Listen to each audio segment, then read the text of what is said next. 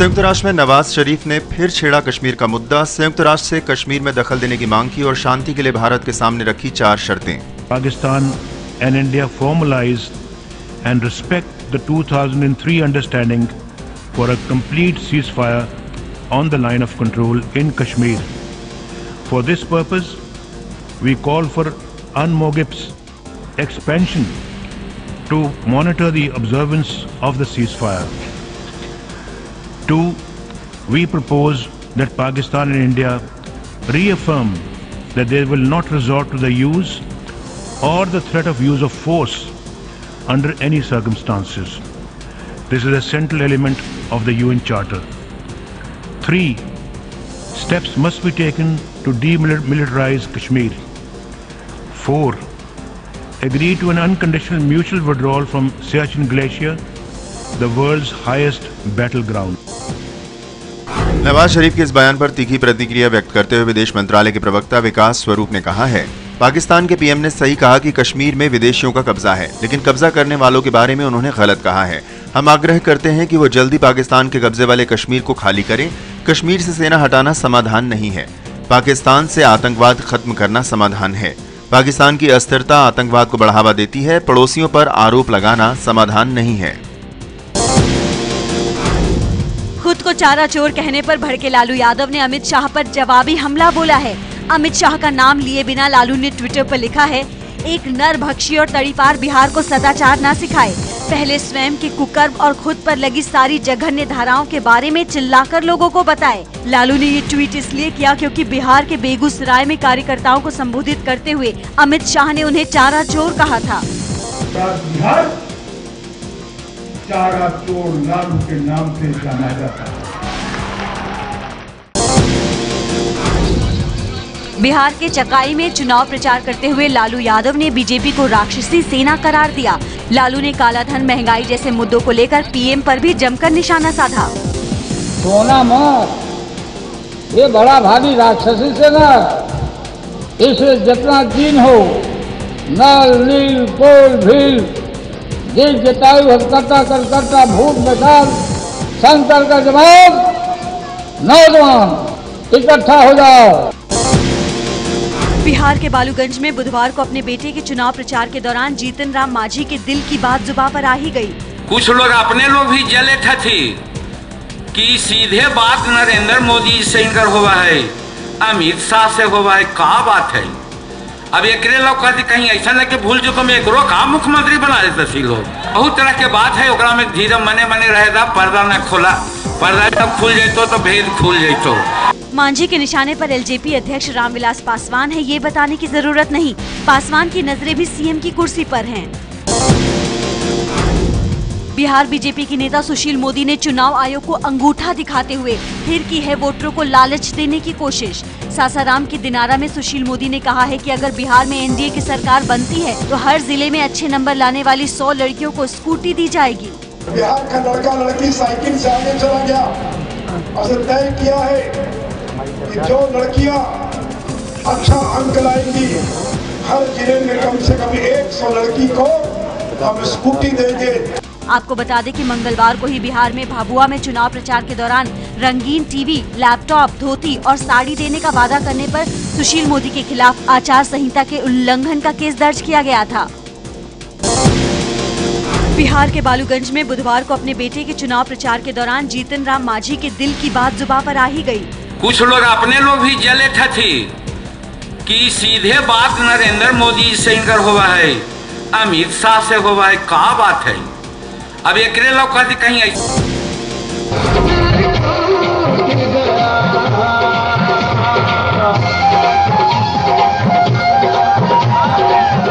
Social media पर नीतीश की party JDU के उम्मीदवार का ये वीडियो वायरल हो गया है।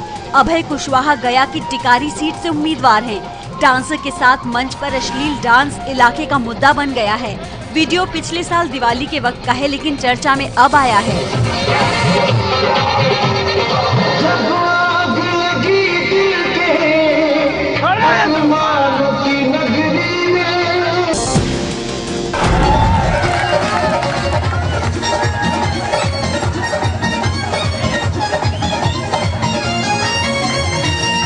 सख्त दिल पुलिस वाले जज्बाती हो सकते हैं, लेकिन जज्बाती होने का ये मतलब नहीं कि आप खाकी वर्दी को ही दागदार कर दें। ऐसा ही कुछ किया वाराणसी में इन पुलिस वालों ने। वाराणसी के लाट वैभव मंदिर के वार्षिक श्रृंगार समारोह के दौरान मंगलवार को इन पुलिस वालों ने बार बालाओं के साथ न सिर्फ जमकर ठुमके लगाए, बल्कि उन पर नोटों की बरसात कर दी। गजब ये कि इन पुलिस वालों को यहाँ का बंदोबस्त देखने की जिम्मेदारी सौंपी गई थी, लेकिन ये यहाँ ऐसे बैठ गए जैसे बियर बार में कोई अय्याश। हिंदू धर्म की रक्षा के बहाने सनातन संस्था ने गोवा में युवाओं को दी थी मिलिट्री ट्रेनिंग। ये सनसनीखेज खुलासा संस्था के ट्रस्टी वीरेंद्र मराठे ने एक अंग्रेजी अखबार को दिए इंटरव्यू में किया। मराठे के मुताबिक गोवा की राजधानी पंजिम से करीब 80 किलोमीटर दूर वालपई के जंगल में 2 साल तक कैंप लगाकर संस्था के 15 सदस्यों को मिलिट्री ट्रेनिंग दी गई। एबीपी न्यूज के सवाल पर सनातन संस्था ने कहा वो आत्मरक्षा की ट्रेनिंग थी। ये भी पता चला है कि गोवा के स्वास्थ्य विभाग ने सनातन संस्था को जनवरी 2008 से नवंबर 2009 के दौरान 2900 कॉन्डोम मुहैया कराया था। इन खुलासों के बाद गोवा के एनजीओ सनातन संस्था के आश्रम को बंद करने की मांग कर रहे हैं।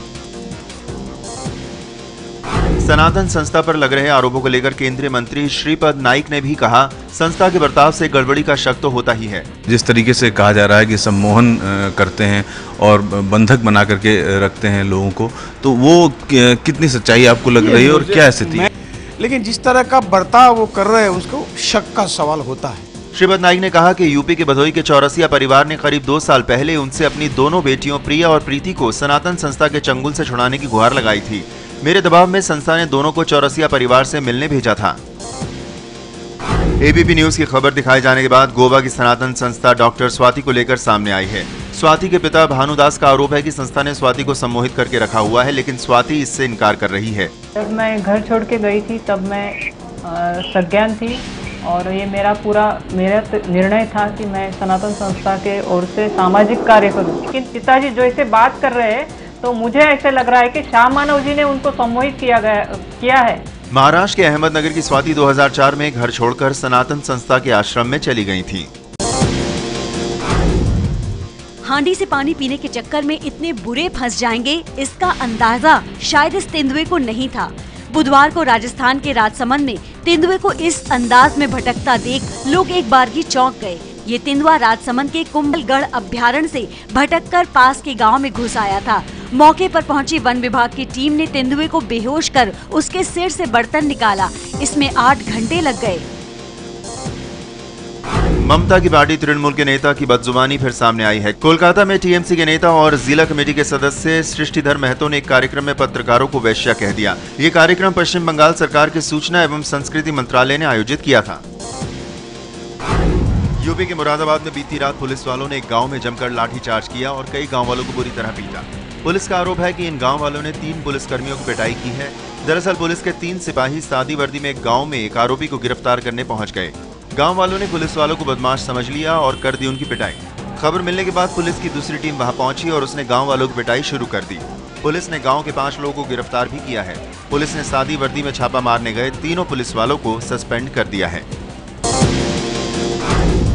दिल्ली के जामिया नगर में कुछ बदमाशों ने एक युवक से मोबाइल छीनने की कोशिश की और जब वो मोबाइल छीनने में नाकाम रहे तो उन्होंने उसे गोली मार दी। घायल ताहा को एम्स ट्रॉमा सेंटर में भर्ती कराया गया है। बाइक सवार जिन 2 हमलावरों ने ताहा को गोली मारी है, उनकी तस्वीर सीसीटीवी फुटेज में कैद हो गई है। एक और अहम बात इसमें इस पूरे घटनाक्रम में जो सामने आई है वो ये कि इलाके के जो विधायक है अमानतुल्लाह खान, उनका घर यहाँ से चंद मीटर की दूरी पर है। तो सवाल ये उठता है कि विधायक के घर से चंद मीटर की दूरी पर अगर अपराधियों के हौसले इतने बेखौफ हैं तो बाकी इस इलाके का क्या हाल होगा। 2006 में हुए मुंबई लोकल ब्लास्ट केस में मकोका कोर्ट ने बुधवार को 12 दोषियों को सजा सुना दी। 5 दोषियों को फांसी की सजा हुई है और 7 को उम्र कैद। धमाकों के पीड़ित सजा से संतुष्ट हैं, लेकिन दूसरा फैसले को ऊपरी अदालत में चुनौती देने की तैयारी में है। 11 जुलाई 2006 को मुंबई में वेस्टर्न लाइन की लोकल ट्रेनों में सिलसिलेवार 7 बम धमाके हुए थे। इसमें 189 जानें गई थी और 700 से ज्यादा लोग घायल हुए थे। 1995 के Jammu serial bomb blast case में आरोपी हिजबुल आतंकी गुलाम नबी को सुप्रीम कोर्ट ने उम्र कैद की सजा सुनाई है। ट्रायल कोर्ट से बरी हो गए गुलाम नबी को सुप्रीम कोर्ट ने सीबीआई को दिए इकबालिया बयान के आधार पर सजा सुनाई। साल 1995 के गणतंत्र दिवस के सरकारी समारोह के दौरान जम्मू में धमाके हुए थे, जिसमें 8 लोगों की मौत हो गई थी। कॉल ड्रॉप के कांग्रेस के हमले से भड़क गए हैं टेलीकॉम मंत्री रविशंकर प्रसाद। मंगलवार को कांग्रेस महासचिव शकील अहमद ने प्रेस कॉन्फ्रेंस कर पीएम से रविशंकर प्रसाद को बर्खास्त करने की मांग की थी। इसी का जवाब देते हुए रविशंकर प्रसाद ने कहा है कि कांग्रेस के 10 साल के राज में संचार भवन भ्रष्टाचार और लूट का अड्डा बन गया था। रविशंकर ने कांग्रेस को खुली बहस की चुनौती देते हुए पूछा है कि उनके राज में BSNL और MTNL घाटे में क्यों चली गई। 10,183 करोड़ का प्रॉफिट 2004 का 10 साल में 8,234 करोड़ का लॉस कैसे बन गया।